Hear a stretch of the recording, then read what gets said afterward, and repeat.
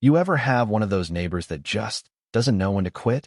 I'm talking about the kind who thinks a Lexus and a clipboard can override common sense, personal property, and 20 years of sweat poured into the land. That was Karen.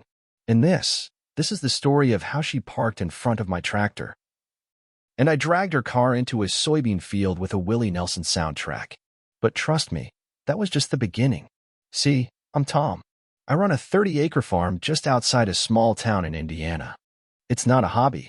It's not some cute little side project. This land pays my bills, keeps my hands busy, and honestly, keeps me sane. Things were pretty simple around here until the HOA came to town. New development popped up on the northern edge of my property. Real shiny stuff. Vinyl fences, identical lawns, joggers and Lululemon, and dogs named after desserts. At first, I didn't care. Live and let live, right? That's until Karen moved in. She introduced herself by demanding I trim hedges on my property line. Her voice all clipped like I just missed a PDA meeting. I smiled, told her the hedges were mine, and she could kindly direct her concerns to someone who gave a damn. Thought that was the end of it. Lord, I was wrong. Tuesday morning, I opened my barn, and there it is. Her Lexus RX, bumper practically kissing my tractor's bucket loader. Now, this ain't just disrespect. That gravel path she blocked? That's my one way into the main field. The field that had 14 acres of soybeans ready for harvest, and a rainstorm threatening to ruin it all by sundown. I left a polite note. Real neighborly. Hey, this is private property. Kindly don't block it. Thanks, Tom. Call me if you've got questions. Left my number. Then went inside to grab coffee. 15 minutes later, I hear yelling. It ain't my ranch hands. Nope. It's Karen. Holding my note like it's a court summons, lips pursed so tight it looked like she'd swallowed a lemon whole. You don't own this road, she snapped. It's a shared access. You can't just gatekeep nature, cowboy. I pointed to the deed info carved into the boundary stone. Real legal, real old school. She didn't even look. Just ripped the note in half. Tossed it in the dirt, and drove off like she won something. Next day, she's back. Same spot. Except now she's got full-size traffic cones around the car. 4 of them. Like she's staging a film shoot or something. And on her dash? A laminated sign. Authorized HOA vehicle temporary access. I laughed. I called the HOA office, thinking maybe someone in charge had lost their mind. Lady on the line says Karen just got appointed interim president after some shuffle.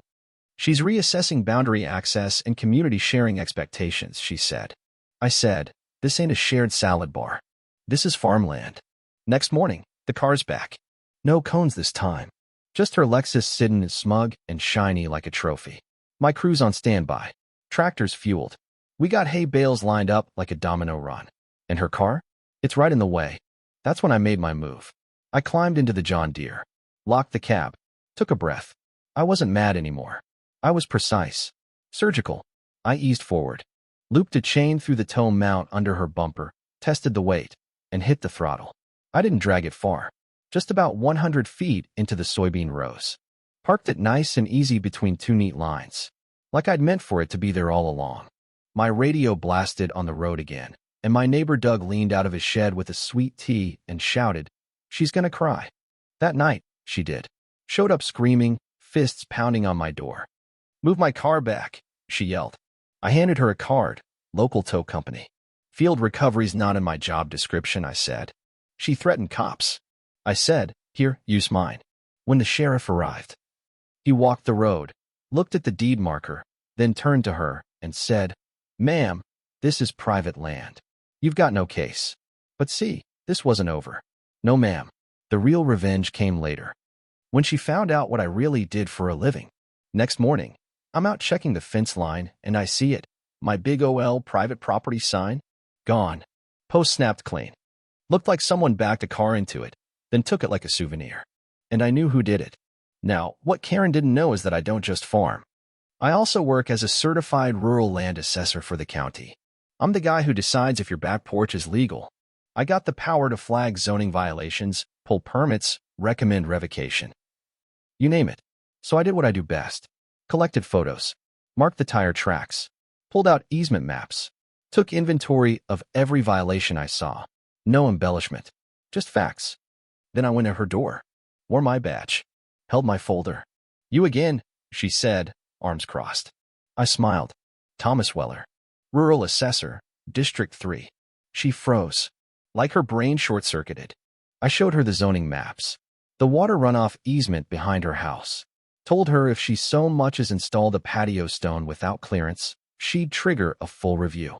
She muttered, "You're bluffing." I said, "Go ahead. Pour the concrete. Let's see who blinks first." Next day, my barn walls plastered with HOA flyers talking about agricultural hazards and non-compliant practices. Karen even yelled at my ranch hand Javier through the fence, said he was operating illegally without HOA approval. I filed a formal complaint for harassment. Sheriff sent Deputy Hollis, who took one look and said, "She's lost it." A few days later, a county compliance officer showed up at Karen's door, took measurements, walked her backyard, saw the landscaping stakes she'd hammered in, right on the setback line. Red flag. Later that evening, bright red stop work notice taped to her door. She didn't go quiet, though. She doubled down, held a front yard rally, passing out lemonade and clipboards, made a sign, "Protect our streets," claimed I was building an industrial farm to poison children. I didn't even respond. Just called my cousin Marlene, works for the state AG department. They sent a rep, took photos of the flyers, handed her a letter. She ripped one of her own signs in half and slammed the door. Then came the legal letter. Cease and desist from some junior lawyer claiming I was threatening her emotional stability. Said dragging her car and enforcing property rights was harassment. I called the firm, asked to speak to Chad, listened to his whole little monologue, then offered to send over sheriff reports, zoning violations, trail cam footage, and politely mentioned defamation and abuse of process. Chad got real quiet. That evening, Karen showed up by the fence. No clipboard, no glasses, just a tired face. "I didn't know you were an assessor," she said. I nodded, didn't say a word. She whispered, "I may have overreacted." That was the closest I was going to get to an apology. I just said, "You don't have to like me, Karen, but you do have to respect my land. And you know what?" She walked away. No more notes.